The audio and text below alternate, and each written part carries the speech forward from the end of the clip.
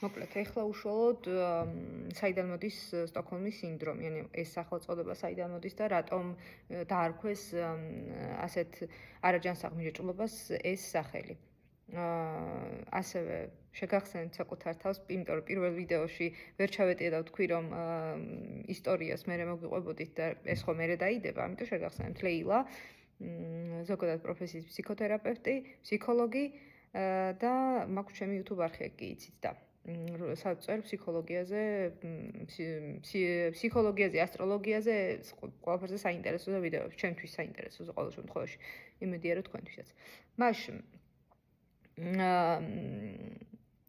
ესე იგი, ისტორია.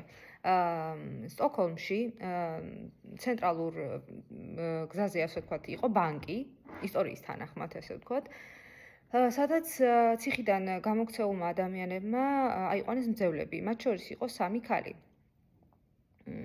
და ამ 4 დღე იყვნენ ისინი ერთად.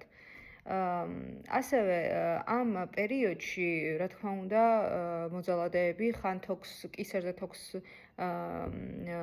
აბავდნენ ამ მძევლებს, ხან სხვანაირად უსწორდებოდნენ და ისე პარადოქსი ის არის, რომ ამ 4 დღის განმავლობაში მათ შორის მოხდა, ასე ვთქვათ, დაკავშირება, ხო? და რაღაცნაირად სიტუაციის სხვანაირად აღქმა, არაჯანსაღად და მიჯაჭვულობა, შეჩვევა. და საინტერესო ის იყო, რომ შემდგომ მათ ჰქონდათ სექსუალური ურთიერთობა და როდესაც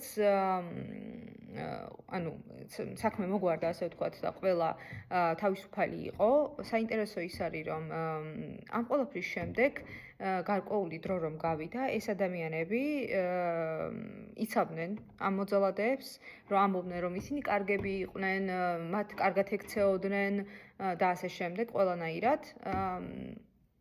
რაც აი ზუსტად ეს არის რა, რაზეც მეორე ვიდეოში, პირველსა და მეორე ვიდეოში ვისაუბრე, რომ ახლანდელი მდგომარეობა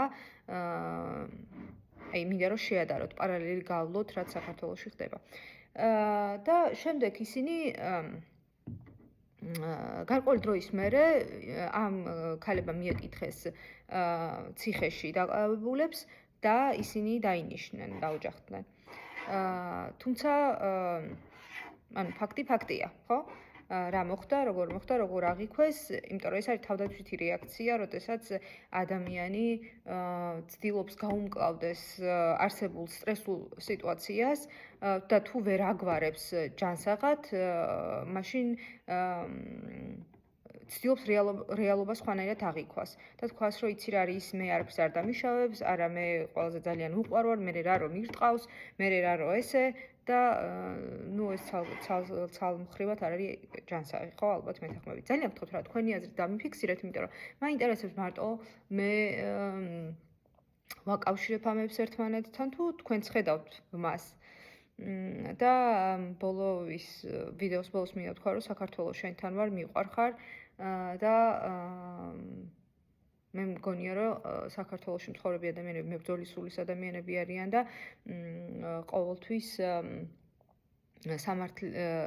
სამართალთან იყვნენ, ასე ვთქვათ, ყოველთვის სამართლიანები იყვნენ და ყოველთვის საქართველოში მცხოვრებ ადამიანებს შეეძლოთ საკუთარ თავის დაცვა. ამიტომ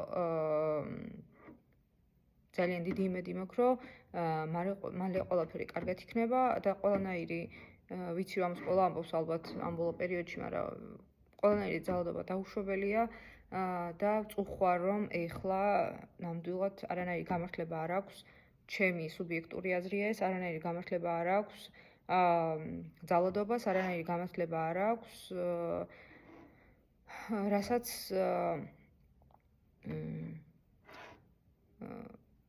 იქ აქციაზე მდგომი ადამიანების წინაშე საჯარო მოხელეები, ასე ვთქვათ, და მთავრობის წარმომადგენლები, ასე მოვიხსენიებ, აკეთებენ ჩვეულებრივი მოქალაქეების მიმართ.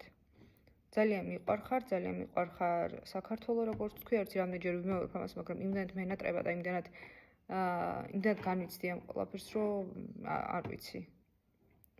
საქართველოში მცხოვრები ადამიანები მებრძოლი სულის ადამიანები არიან და რა ვიცი, გვალერში ყოფ და გულშემატკივრობთ აქედან. აბა თქვენც.